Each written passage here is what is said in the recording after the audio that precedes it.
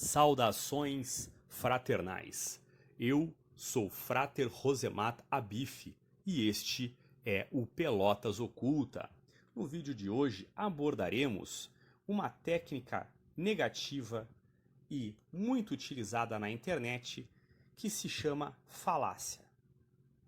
O termo falácia deriva do verbo latino fallere, que significa enganar. Designa-se por falácia um raciocínio errado com aparência de verdadeiro. Na lógica e na retórica, no debate, uma falácia é um argumento logicamente incoerente, sem fundamento, inválido ou falho na tentativa de provar eficazmente o que alega. Argumentos que se destinam à persuasão podem parecer convincentes para grande parte do público, apesar de conterem falácias, mas não deixam de ser falsos por causa disso. A falácia está vinculada com a falsidade e com a dissimulação. Peço que você deixe seu like, se inscreva em nosso canal e acesse o nosso blog www.ocultismopel.wordpress.com. Reconhecer as falácias é por vezes difícil. Os argumentos falaciosos podem ter validade emocional, íntima, psicológica, mas não validade lógica. É importante conhecer os tipos de falácia para evitar armadilhas lógicas na própria argumentação e para analisar a argumentação alheia. As falácias que são cometidas involuntariamente designam-se por paralogismos, e as que são produzidas de forma a confundir alguém numa discussão designam-se por sofismas. Vamos então estudar 24 tipos básicos de falácias. Começando pela falácia número 1, a falácia do espantalho. Na falácia do espantalho, desvirtuamos um argumento para torná-lo mais fácil de atacar. Por que combater o argumento real do oponente se podemos transformá-lo numa coisa mais fraca e bater à vontade? Ao invocar o poder do espantalho, o oponente é reduzido a uma caricatura tosca, pronta para apanhar mais que vaca na horta. Tudo bem que não é o inimigo real, mas que se está batendo, mas quem liga, não é mesmo? A falácia número 2, a falácia da falsa causa. Afirme que uma relação real ou percebida entre duas coisas significa que uma é a causa da outra. Na cabeça do povão, eventos que acontecem de maneira próxima quase sempre têm a ver, e isso muitas vezes não é verdadeiro. Mas quem liga para a verdade, não é?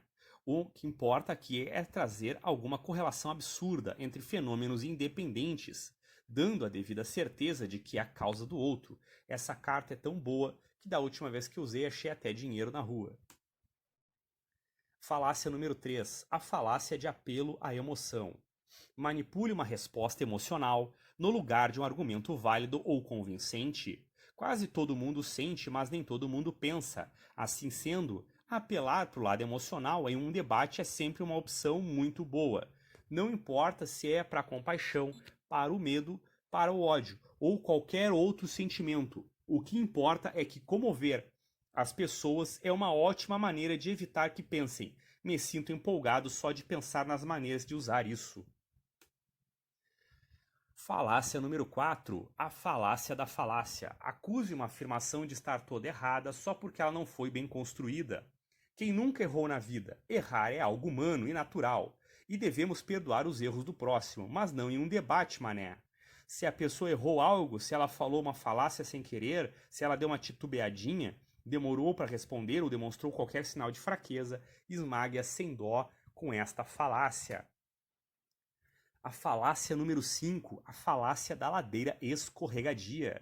Faça parecer que fato de permitirmos que aconteça A fará com que aconteça Z. Não tem por que lidar com a questão real se é possível distrair o debate com hipóteses extremas. Basta argumentar que a ideia do oponente não é o principal problema, mas sim as trocentas possíveis consequências que ela, em tese, acarreta. O melhor é que a coisa nem precisa nem sequer ser provável, já que o foco é incutir medo. Falácia número 6, a falácia ad hominem. Ataque o caráter ou traços pessoais do seu oponente em vez de refutar o argumento dele. Para que brigar com o Megazord se dá para pisar em cima do Power Ranger? Uma ideia pode ser grande, mas homens são pequenos. Se você puder colocar em xeque a credibilidade e o caráter da pessoa, não precisa se dar ao trabalho de combater o argumento dela ou de criar um seu. Genial, não? Falácia número 7. Falácia tu quoque. Vire as próprias críticas contra o acusador. Responda a críticas com críticas. Para que responder uma acusação ou trabalhar um raciocínio se é possível simplesmente acusar o adversário de fazer justamente o que ele não questiona? Fazer isso não torna seu ponto de vista correto, mas garante distração o bastante para atazanar o adversário e poupar seus esforços. No fundo, é meio que infantil, mas vai dizer que nunca fez isso. Falácia número 8. A falácia da incredulidade pessoal. Algo difícil de entender ou de saber como funciona? Aproveite de entender que não seja verdade. Alguns assuntos são mais complicados que outros e exigem um conhecimento maior para parecerem concretos. Se você fosse muito trouxa para não aproveitar quando o adversário está lidando com um assunto assim e não soltar essa porcaria não faz sentido, este cara é um mentiroso, uma ideia simples e simplesmente fenomenal. Falácia número 9. A falácia da alegação especial. Altere as regras ou abra uma exceção quando sua afirmação for exposta como falsa. O adversário chato acabou de apontar um erro na sua afirmação. Não se preocupe, é só afirmar que tal erro é uma exceção e não uma regra. É óbvio que tal dado está errado. É óbvio que houve sabotagem. É óbvio que nunca sua afirmação estaria errada. O errado é seu adversário, que maldosamente achou erro onde não existe. Falácia número 10. A falácia da pergunta rasteira. Faça uma pergunta que tem uma afirmação embutida, de modo que não possa ser respondida sem uma certa admissão de culpa. A admissão pode estar sendo muito racional. Que tal plantar uma treta? Uma perguntinha carregada com uma afirmação extra inflama os ânimos, faz o inimigo gastar tempo se justificando, parecendo culpado ou nervoso, e garante um desvio de foco de brinde. Vai usar isto logo ou é um frangote? Falácia número 11. Falácia da inversão do ônus da prova. Force a outra pessoa provar que você está errado ao invés de você mesmo provar que está certo. Provar que estamos corretos é um trabalho meio chatinho, por isso nada melhor que deixar para o oponente a tarefa sacal de demonstrar por quais os motivos você estaria errado. O melhor é que não importa se nosso argumento é uma porcaria, pois o trabalho que o outro cara terá para te desmentir tomará o tempo e energia dele. Lindo, né? Falácia número 12. A falácia da ambiguidade. Use duplo sentido ou linguagem ambígua para apresentar a sua verdade de modo enganoso.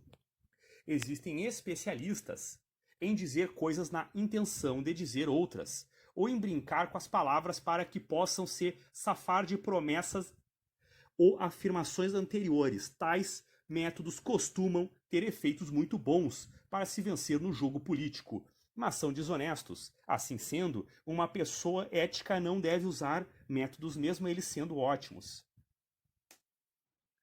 Falácia do apostador. Diga que consequências ou padrões acontecem em fenômenos estatisticamente independentes. Se você jogar uma moeda 10 vezes e ela cair em cara todas as vezes, a chance de sair coroa na próxima jogada ainda é só 50%. Às vezes pensamos que só porque algo não corre faz tempo, então logo vai acontecer. O que não é verdade, pois muitos eventos são independentes, mas já que não estamos em Las Vegas, e sim num debate, vale a pena apostar nesta carta. Falácia número 14. A falácia de apelo ao povo. Apele para a popularidade de um fato com uma tentativa de validação dele. Se muitas pessoas concordam ou fazem algo, por que não usar isso como um argumento a seu favor? Tudo bem que a simples popularidade ou aceitação de alguma coisa não implica que isto seja verdade, mas e daí? É uma falácia tão boa que, dependendo do assunto, você ganha a plateia de brinde para torcer por você. Falácia número 15. A falácia de apelo da autoridade. Use a sua posição como figura ou instituição de autoridade no lugar de um argumento válido. Não existe motivo bom o bastante para se desgastar argumentando quando é possível simplesmente dar uma bela carteirada. Se você já tem status o bastante em determinada área, é óbvio que você está certo e os outros estão errados. Caso não seja o caso, cite outras pessoas imbuídas de fodeza como Einstein, Clarice Lispector e o Batman. Falácia número 16, a falácia da composição ou falácia da divisão. Afirme que uma parte de algo deve ser aplicada a todas ou outras partes daquilo. Muitas vezes, quando algo é verdadeiro ou falso em parte, isso também se aplica ao todo. Em muitos outros casos, não.